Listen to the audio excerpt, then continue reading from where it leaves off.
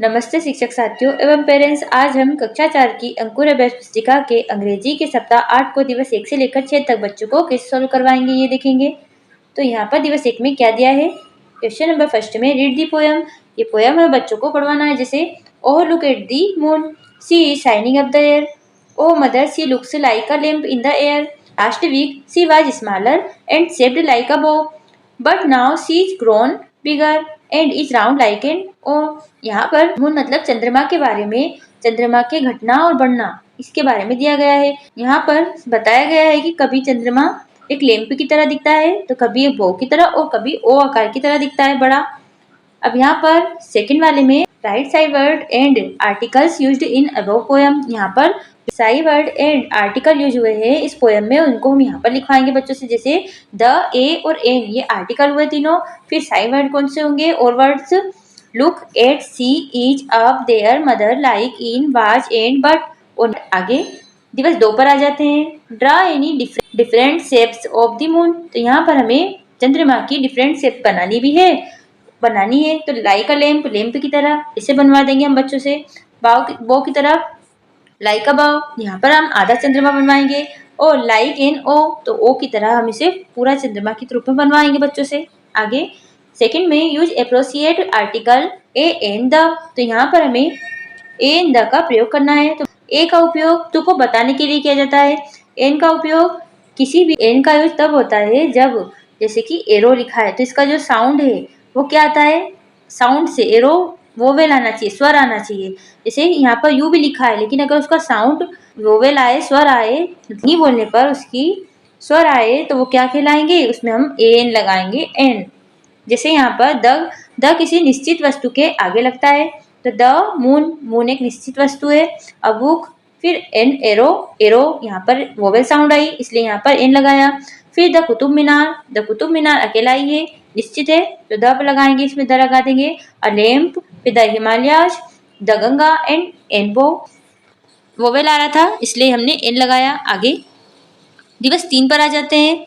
Fill in the blanks using a, an और the. यहाँ पर आर्टिकल का यूज करना है। The Gita is holy book of Hindu, इसलिए लगाया क्योंकि एक किताब के बारे में हो रही है और गीता एक निश्चित वस्तु है इसलिए द आएगा। आई हैव अ कार, मेरे पास एक कार है, यहाँ पर कार आ जाएगा। The sun rise in the east, sun क्या है, निश्चित तो द लगेगा और पूर्व दिशा भी निश्चित है इसलिए द लगेगा। आगे an ant is a small creature, तो यहाँ पर एन इसलिए लगा है क्योंकि ए साउंड क्या आ रहा है, आंट का फिर से वोवेल साउंड मतलब कि स्वर ध्वनि उच्चारण में आ रही है इसलिए एन लिखेंगे। और अ स्मॉल, यहाँ पर अ स्मॉल क्रीचर। फिर the Ganga is the holiest longest river of India, Ganga एक निश्चित नदी का नाम है और लॉन्गेस्ट ये सुपरलेटिव डिग्री है तो द लगाएंगे। फिर सी has a doll, the earth moves around the sun. फिर नीचे Kolkata is the biggest city of India, तो बिगेस्ट के लिए भी द लगेगा क्योंकि ये सुपरलेटिव डिग्री है। आगे दिवस 4 पर आ जाते हैं। Filling the blanks with the correct degree of comparison.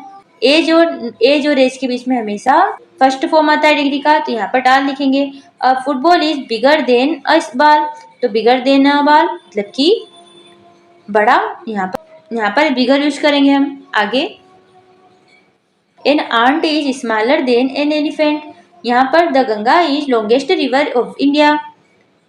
The Himalayas are the highest mountain of the world, यहाँ पर हाईएस्ट इसलिए यूज हुआ है क्योंकि सबसे ऊंचा, ऐसे ही लॉन्गेस्ट यहाँ पर सुपरलेटिव डिग्री का यूज हुआ है। आगे दिवस 5 पर आ जाते हैं। Filling the blank using E R और E S T to make comparative and superlative degrees of comparison, तो यहाँ पर हमें ई आर और ई एस टी से कंपेरेटिव और सुपरलेटिव डिग्री बनानी है। तो स्मॉल का स्मॉलर, स्मॉलेस्ट, फिर बिग का बिगर, बिगेस्ट, टाल का टालर, टालेस्ट, लॉन्ग का लॉन्गर, लॉन्गेस्ट, हाई का हायर, हाईएस्ट और लो का lower, lowest.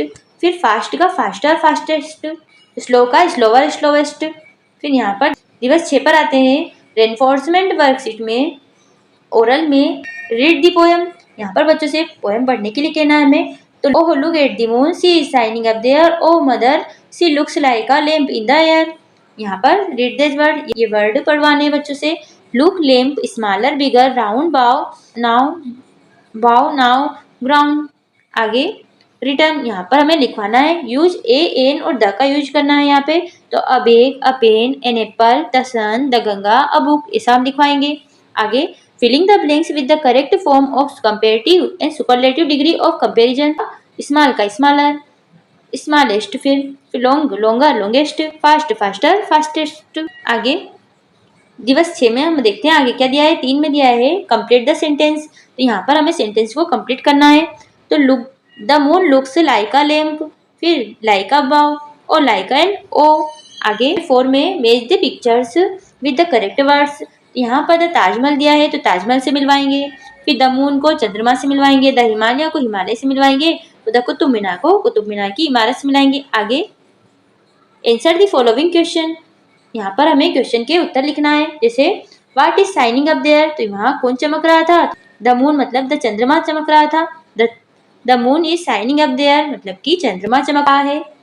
What looks like a lamp, lamp की तरह कौन दिखाई दे रहा था, तो the moon looks like a lamp. के साथ ही हमारा ये सप्ताह यहीं पर समाप्त हुआ। मिलते हैं आपको अगले वीडियो में नए सप्ताह के साथ। जब तक आप चैनल को सब्सक्राइब कर लीजिए, वीडियो को लाइक कर दीजिए ताकि आपको आने वाले सभी सप्ताह की वीडियो चैनल पर मिल जाए और पिछले सप्ताह की वीडियो चैनल के प्लेलिस्ट सेक्शन में आपको मिल जाएंगे।